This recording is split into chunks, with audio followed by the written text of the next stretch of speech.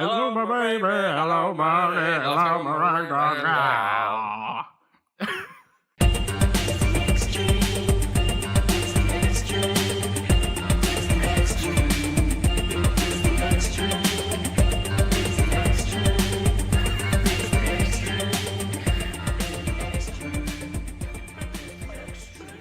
Welcome back to another episode of Extreme. My name is Zach. Hey, my name is Joey. And this is a podcast where we dig deep on your favorite video games and we totally improvise every opening. If you hadn't noticed. Yeah, no, we don't plan this. It was literally 5 minutes before we started recording. We decided, let's just think. You remember that thing way back in the... Yeah, let's do that. The frog? Remember the frogs? Michigan J Frog? Yeah, that one. I like him. But yes, we're still digging into Spyro today. We went through World 2 last time. We're going on to World 3 because we are going chronologically. That's right. That's how we do things in most things. Yeah, we go chronologically. 1 to 2 to 3 to 7. Yeah, unless this is like a weird movie where they play the ending first. Yeah, no, this isn't like Memento, the game. Yeah. Nice. Well, that would be a really cool game, though. That would Memento, be a cool game. It tells you the ending, and then you're just like, how did I end up here? You just play each level backwards. Actually, completely off topic. I saw this game. I forgot the name of it. I think it's called Ascent. Okay. But it's where you play a dungeon crawler, but you play it backwards. So you start off like the super powered badass. Whoa. But then as you go through, you lose powers. That must be so frustrating. It is, but it seems so interesting. Yeah. Because you start off with all these awesome powers, and you have to choose which ones to give up as you move through. Oh, cool.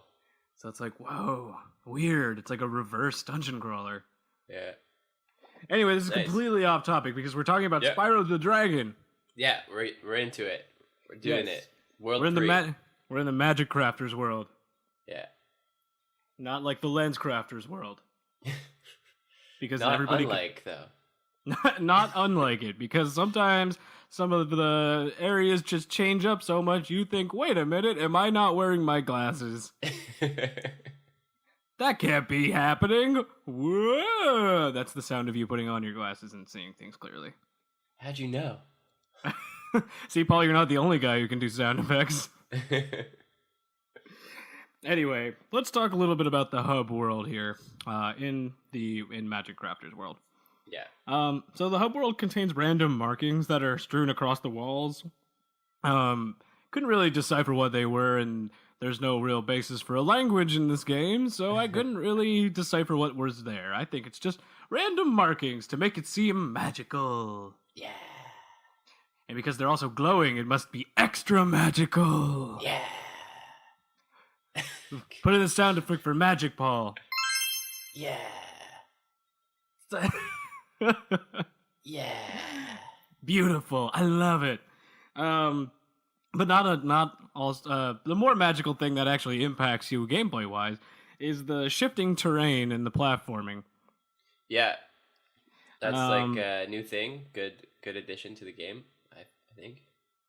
No, absolutely. I think having it switch up at this point, we're at World 3, so we're about getting into halfway into the game. Switching up the kinds of challenges that you're going to be running into, this seems like the perfect opportunity. Yeah. So not only does it change how you approach the enemies, but it changes how you approach platforming itself. Right. Standard. So, exactly. So it's like a standard shift in any kind of platformer where they say, all right, you've mastered the basics here, and now let's switch up the formula a little bit. Yeah. And not too much that you don't understand it. Like, the enemies still are relatively easy to take down, but now you have to kind of understand, oh, okay, now there's a new barricade to me taking them down, which is literally sometimes a barricade. Nice. Yeah, so, keeps you on your toes.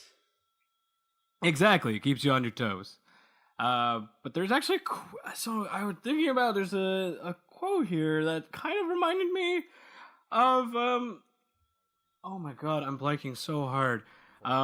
Maybe we roll the clip, and then it'll jog my memory. Piece, and pointing out that if it's fun to run around in circles, then it's a win. And so he focused heavily on making sure that Spyro had that same toy factor. Those are his words, toy factor. And what ended up happening was the game was fun before we even put in enemies. Because it was fun to run Spyro around in circles, and we got the charge working, and it was fun to kill enemies with the flame and knock them over with the charge. But it wasn't until we added that third dimension with gliding that suddenly Of course, the toy factor. That's what I wanted to talk about, because this area exemplifies that in such a great way, where you're just kind of running around in circles, but it feels a lot more fun in this game than in certain other games, where it just feels like you're running around in circles and you don't really care what's there. I mean, it's great that there are enemies, but like navigating the terrain with Spyro in this kind of environment where the platforms are shifting kind of exemplifies that fun factor, or the toy factor as they put it. Yeah. You could just run around. And exactly. It's a ton of fun. But also, something I just realized in this world in particular, I think it wasn't so clear in the previous areas because we had so many of them, but the gems and their purpose. So they're used to unlock various worlds and realms. I think we missed this because we were already so good at collecting them that every time it was just like, the world's open to you. Yeah. Like we haven't run into that barricade where it's like, you need this many gems to proceed. Yeah, you only could like see that if you like consciously don't pick up the gems, you know? Exactly. So you're just like, oh, wait a minute, I'm supposed to be doing that. But our years of platforming gaming has kind of instilled in us a compulsive need to like collect this shit. So it's very odd. It's not odd, it's just we've been trained to do that. Normal. It's normal. It's like classical conditioning. People. We've been classically conditioned to pick things up in video games. Which is also weirdly translated to my real life whenever I go outside and I see a quarter and I'm like, ooh, a quarter! Yeah. And then But not dimes. Not dime. Fucking stop for dimes. For I do you stop American for nickels, listeners. though, because sometimes I think they're quarters. But yes, anyway. So yeah, I think that's why we missed talking about those, honestly, because we've actually been too good at collecting them. We're just experts, you know? Oh, just brush your shoulders off casually and, chug a bottle of Patron because you use a baller? Use a baller. You need to chug a bottle of Patron if you want to not pick enough gems up. I'm pretty sure. Yeah, you know what? That's how you don't pick up gems in this game, because they drop gems like it's like raining money. Like everywhere are gems. So you have to actively try to not pick up gems. Yeah. So yeah, you'd probably have to be drunk. So yeah, that's a fair point. Yeah. You know what? You'd probably pick them up anyway, even if you were like plastered. Yeah, I mean, you'd be like, you shiny thing, I like it. That was not supposed to be a dig at any kind of person. That's my voice for picking up shiny things. That's your drunk voice. That's my drunk pick up shiny things voice. I know it. That's actually just my drunk voice. So, like, please don't make fun. Hashtag inclusivity. Something I wanted to call out. I don't really think it's a huge thing, but it's something that the designers clearly intended that you see, because it's so obvious. There are just 4 green druids in a diagonal line near the entrance of this hub world. Yeah. Like, I don't know why they're literally lined up diagonally so that you can just kind of ram them all in one straight go. I don't know if that was for a particular reason or to prove a point, to kind of like say like quickly like, look, this is how you defeat these kinds of enemies, to kind of quickly convey that they're not like really hard to take down. Perhaps. Or maybe they just kind of like went into the level creator and was like, boop, boop, boop, boop. Now they're on a line. Copy paste. Good. Done. We finished that. Move on. But yeah, as we already mentioned, that the enemies can manipulate the environment, making impassable walls, so I don't want to talk about that again. There are 2 egg thieves, actually, in this realm in particular. In the hub world alone. In the previous ones, there were none. The only reason that I call that out is because the requirements for moving on from this stage are actually making sure you have enough dragon eggs. Right. So in this world, they actually go ham on putting the dragon eggs everywhere. Yeah, it's like a new little game element. Exactly. So it's not an alternative objective like I initially thought. It's just another one of those collectible things like gems. It's not like something will actually happen if you get all 12. Right. And you actually don't even need that many to proceed. You just need 5, and there are 12 in total. So easy. So easy. And then there's actually the first introduction of the supercharge path. Yeah. Which allows for like super fast movement. That allows for amazing jumping and gliding opportunities to really explore hidden areas in the hub world and other areas. Very convenient. Indeed. Actually, that reminds me of a clip that I do remember. Let's roll that one real quick. The game also has features especially for hardcore gamers. In every single instance where you can super dash, there is a secret place you can get to. That is our challenge to all the really good players out there. Is not to go out and buy a hint guide or read about it in the magazines, but to find out for themselves where it is they can go or what it is they can do. Another feature Yeah, so as he said, if you are in an area with a supercharge, there's always going to be a secret to find, which is fantastic. Yeah. It really kind of allows you, I mean, obviously you as the player would want to explore the possibilities of using this new mechanic because you're like, oh wait, now I can go really fast and I can glide? What are the possibilities here? Right. So, and it's good that you know that there's something, so you're not wasting your time.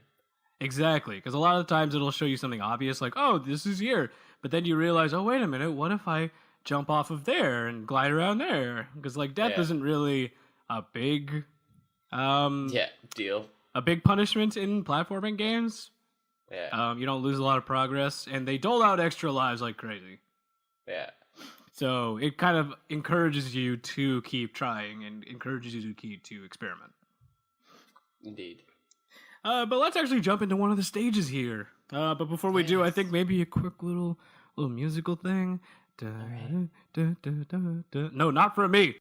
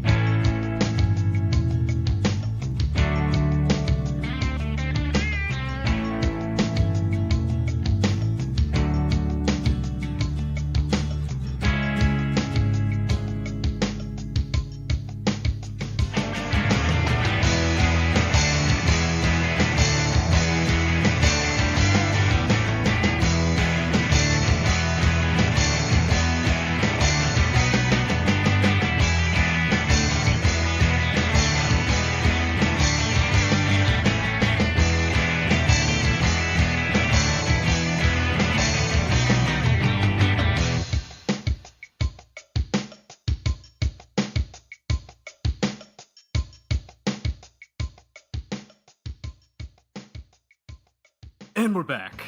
Hey. Flying into Alpine Ridge. That's right. Which sounds like a really great ski hill. Sounds like a really nice place. Yeah, wouldn't you want to go to Alpine Ridge? Yeah. It sounds like it would be like a Saint ski Sever hill. or something like that. Or like one of the runs. Yeah, like a Mont Tremblant run or something like that. Yeah.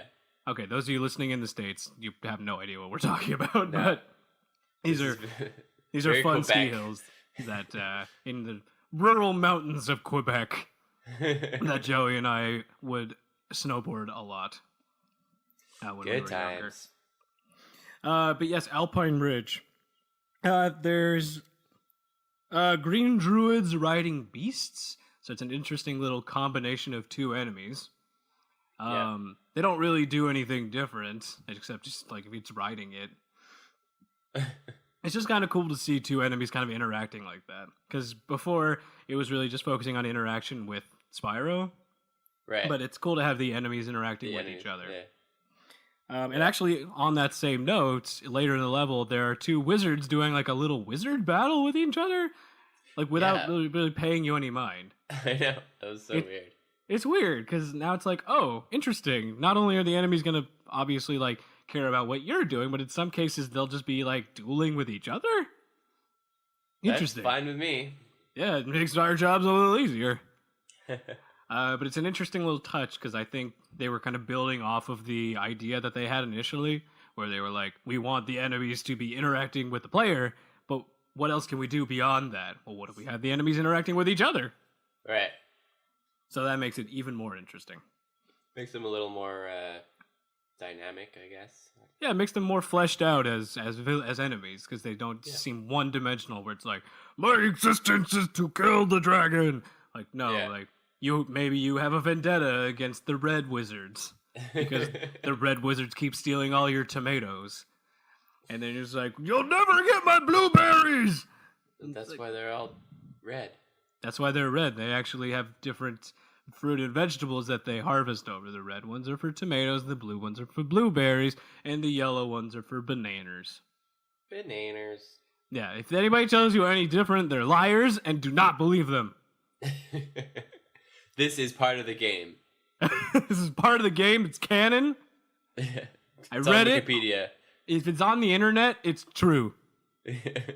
I heard that once. Because who would lie on the internet? No one, ever. Nobody. I've never heard of that. But there is a cool little, back to the game, there's a cool little platforming challenge that I don't remember actually being fully fleshed out in previous areas. It's timed platforming puzzles. Right.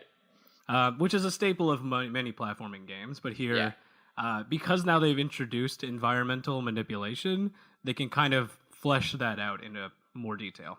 Yeah. That's good. It works. Like, it's a good little challenge. Exactly. And I think heavily leaning on the whole environmental manipulation thing for not just this this realm, but the entire hub world itself kind of makes for more interesting, and it kind of makes the world stand out a bit more. Yeah. Like, sure. I get it. You call them different worlds and you give them slightly different enemies, but in the end, like, they all go down with the same one hit. They all go down. Like, they're all basically, they act similarly. Yeah. But if you add in that twist of environmental manipulation for World 3 here, it really makes it more memorable. Yeah. And it's actually, like, the most challenging part of the game so far, I think. Exactly. The platforming is definitely where the difficulty comes in, because I don't think, like, dealing with enemies really is more just like a nuisance than a problem. They're just kind of like there, and it's like, oh, I have to press this button now. I blew fire at you. Paul, make a sound effect of me blowing fire. That was not fire! What? What? Paul, why you do this, man? Why you do this to me? Why you do this to me? I trusted you. Anyway, I'll get over it. But yeah, I that's really what I wanted to talk about with the Alpine Ridge here. Is it really fully emphasizes this environmental manipulation and enemy interaction. So far, my favorite level. Yeah, it's definitely up there. I really like it. Shall we move on? Yeah. To the high caves? Yeah. You get it? It's like it's like We're up high. We're high in the sky, altitude wise. There's also a joke about weed.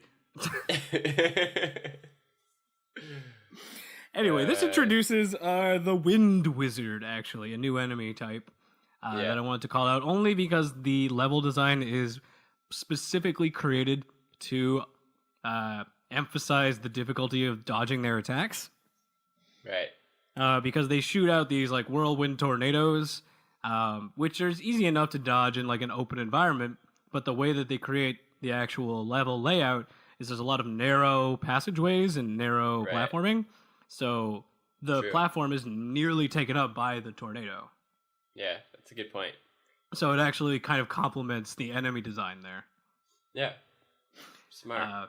Yeah, it's a smart little part of design because you could just keep them like separately in the giant overarching world itself, but they wouldn't really stand out in that way. By kind of forcing the environment to make their attacks more difficult, and where you have to actually pay more attention, you remember the enemy that much more, and you remember actually how to deal with them better. Right, and you get good at dealing with them quickly. Abso-flippin'-lutely. You get good. You get good. G-I-T-G-U with an umlaut D. Yeah. It's German now. Get good. I'm so sorry if there are people in Germany who didn't like that accent. But as we keep moving on, there are more supercharge ramps. Again, fantastic little, ways to figure out where things are, and you find fun stuff. But there's actually a big focus on fairies in this world. Yeah. Fairies that help Spyro if he falls.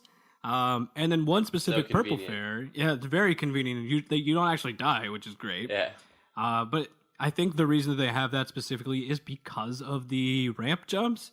Yeah. The supercharged ramp jumps, because there's so many opportunities for you to jump and explore, and they don't want to keep punishing you with a death each time, so they actually have these fairies to kind of mitigate that death. Yeah. So then you feel like you can keep jumping and exploring because there's no penalty. Right. And in fact, actually, the fairies bring you back to the start of the supercharged ramp, saying like, don't worry, just do it again. Try again. It's like, no worries, it's like, we're cool, Hakuna Matata and all that. And it's good. They don't take you to the other side, so it's like, okay, I don't need to jump. I can just run off, and the fairies will bring me. You have to actually do it. Exactly. And then there's also the purple fairy that blesses Spyro with like super flame, which I guess does double damage. Nice. And he glows red, and then the flame is more pronounced, and it like you feel like a difference has happened. Yeah. But the weird thing is that not a lot of enemies really require more than one hit. Right. So like having a super flame doesn't really seem like much of a. It's not that big a deal. No, it's not that big of a deal where it changes the gameplay wise like a supercharge would. No. But it's just fun. It's fun to have. Yeah. It's a nice to have. It's nice. Yeah. But that's all I really got for this particular stage. Is there anything else you want to talk about here? No. You want to buy some time while I take a sip of my coffee? All right. So, the next level. Fantastic. You nailed it. Let's move on to Crystal Flight. Wait, but there's spiders. There are spiders. I hate spiders, and I don't even want to talk about them. There's spiders infesting my own goddamn apartment. I don't want to talk about, like, fake ones. Oh, no. I know. It sucks. I killed, like, 4 yesterday. It's nuts. Oh, shit. I guess... Are they trying to, like, Highlander me? Where it's like, we must kill the interloper. I don't think that's Highlander. I think I got confused. I don't know. It is that time of year. You're very right. Do you want to move on to Crystal Flight, or did you want to talk about the spiders? No, let's not talk about the spiders. No, we can talk about the spiders if you want. It's fine. You talk about them. Crystal Flight. Let's do it. We're flying. Whee! Let's fly into a clip first. His character. The gliding levels were an interesting challenge because we spent a lot of time with the controls and trying to figure out whether or not we wanted it to be a true flying level where you have complete 6 degrees of freedom or constrain it in some way. And I think that took a lot of internal testing to figure out that sweet spot where you feel like you can do anything, but in reality, we're constraining things. So it feels good, but we're not letting you get frustrated. It also opened up a lot more gameplay possibilities for us in terms of design. And I think that variety that Spyro has in its levels and in terms of what we ask players to do is something that does make it special, certainly for games of that era. Wow, what a fun and interesting clip. That was a good clip. But no, it's very interesting because they really wanted to emphasize the differentiation of this kind of stage. Actually, apparently I didn't realize this. There's one of this stage in each world. We just missed the one in World 1. I don't think we missed it. Maybe we didn't talk about it. Or maybe we didn't talk about it. Maybe we forgot to talk about it. But yes, there's one of these in each world. That kind of acts the same way. It breaks up the gameplay for the other 3 levels. Yeah, just like a bonus level. Exactly. But they really just kind of change out maybe one or two things like that you have to deal with. Like the previous one, you had to deal with a lighthouse, and this one you deal with biplanes. Yeah. So it's still the same kind of how you deal with it. You both flame both of them, but it's a different asset. Yeah. But it's still a good little break in the gameplay, so that it doesn't become stale. Right. But that's really all I got actually for Crystal Flight. Ugh, Yeah. we're going I a mean, little fast. It's just a bonus, you know. That's true. Should we take a quick little music break? All right. Okay, just do that. Paul, put in the sound effects of us walking away very slowly, like backing away, and then you start the music.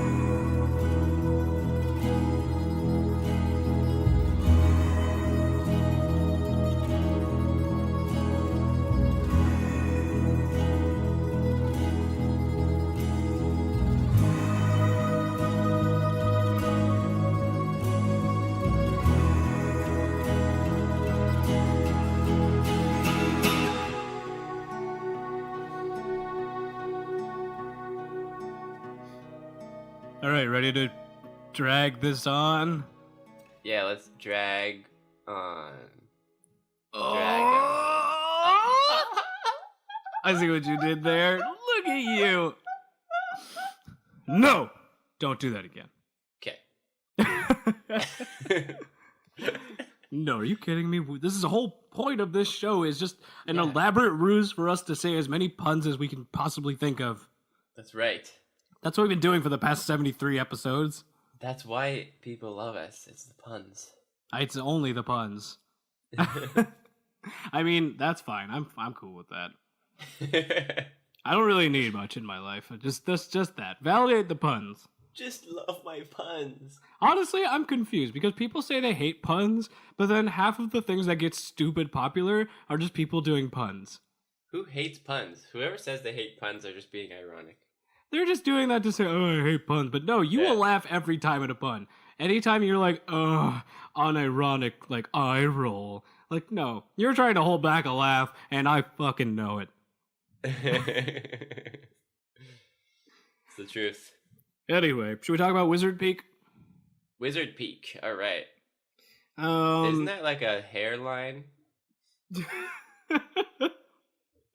Yeah, actually, if you have a Wizard's Peak, you go to Hogwarts. Seriously, though, what is it called? Widow's Peak. Widow's Peak. Yeah. They both start with W-I. Yeah. It's just, we zone off a little bit after that, but about the same. Yeah. I'm pretty sure if you become a widow, you actually become a wizard. Oh, but no, shit. this is not an invitation to do anything. Guys, seriously, I was kidding. That's a joke. Yeah. No, don't kill your husbands. God, no, that's not even how you become. No, don't, dude. Oh, god damn it. Talk about Wizard Peak. Wizard Peak.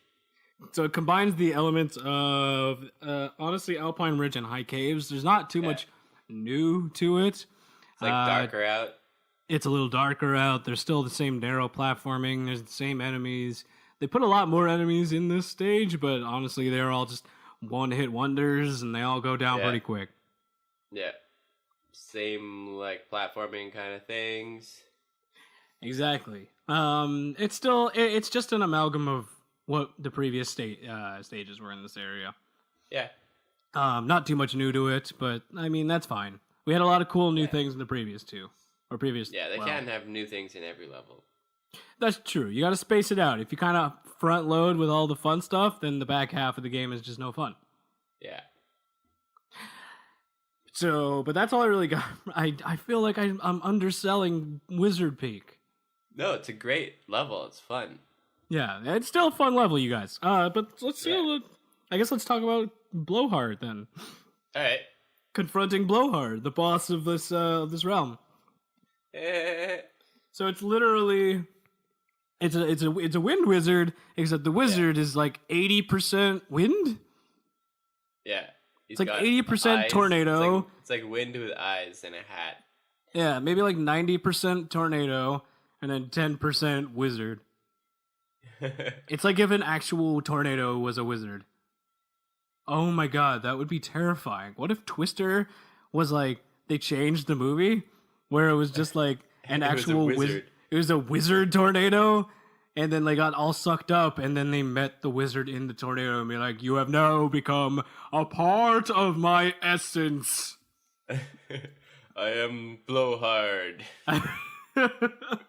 Do you get the joke? It is because I am a tornado, and I blow things away very hard. I feel like people who take that whole very hard thing out of context. Yeah. Well, it's okay. Also, Blowhard, okay, never mind. Let's not get into it. No, let's actually get into this clip instead to kind of distract people. Distraction! That even the kids who are like 8, who really are the perfect age for this, aspired to be like the older kids who played games with guns and you know, driving over people with cars and stuff like that. So, but it seems like if you get an 8-year-old alone to play a game, they would be super happy playing a game like this. But then if there was like a older kid in the room, they wouldn't want to be caught playing a baby game or something like that. You know? That was what we heard too, and it was hard to accept it really at first, because then we were thinking to ourselves, well, should we be making games for 5-year-olds? What's where's the cutoff here? And there wasn't really ever an answer. We had the same problem in the focus groups, by the way, too. Yeah. It was painful to watch focus groups where you would have somebody who was clearly the leader in the group, or appointed himself or herself the leader, and would say, yeah, I don't play these kind of games, or this game it just looks like kids' games. And the kids that you just seen having a blast go like, yeah, this game, my little brother would like it, but who's 3. But I feel people still like that, and they are being underserved. I agree. That was a good quote. Thank you for breaking that up. And explaining it a little bit more. Actually, completely, that was like a non-segue for the ages. But it actually, I wanted to talk about this a little bit, and I figured since we have a little extra time right now, it would be a good time to talk. It's about the fact that like Ted Price initially didn't think this game would sell that well. But mainly the reason was because of those focus groups that he mentioned in the clip. Right. But it's a damn shame, because then it led to like the gray washed out games like the new Call of Duties that we have here. And then that's what's like, it's crazy, because why I want more of these colorful, exciting worlds to live in that just isn't the dry, dreary blandness that these gray gun wielding super macho, I put macho in quotes, like esque games that we had like an oversaturation of in the past recent years.